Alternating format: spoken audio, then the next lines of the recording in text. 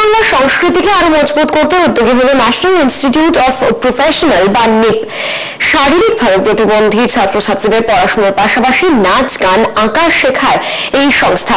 আজ শিশু সংস্কৃতি দিবস উপলক্ষে দুই বাংলার প্রতিবন্ধী ছাত্রছাত্রীদের নিয়ে একটি আঁকা প্রতিযোগিতার আয়োজন করা হয়েছিল নিপের তরফ থেকে। ছিলেন নারী ও সমাজ কল্যাণ মন্ত্রী সাবিত্রী মিত্র, কলকাতা বাংলাদেশের deputy high commissioner Begum Abida Islam. Savitri মিত্রের মতে এই ধরনের অনুষ্ঠানের মাধ্যমে দুই দেশের সাংস্কৃতিক আদান প্রদান জোরদার হবে।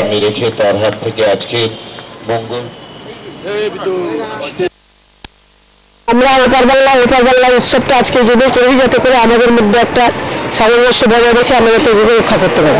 দেশের বাচ্চা দেশের না পালিয়ে দেশের বাচ্চা এটা আমরা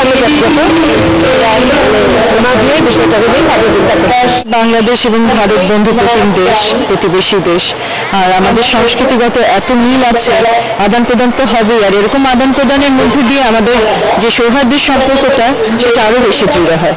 তোমরা ভাই বলো না ভাই, এমন কি আর খাই, আসছে বাটা হলেই পড়ে, সত্য আমার পথটা ভরে, যদি তার সঙ্গে ফুলকো লুচি গন্ডাভিষেক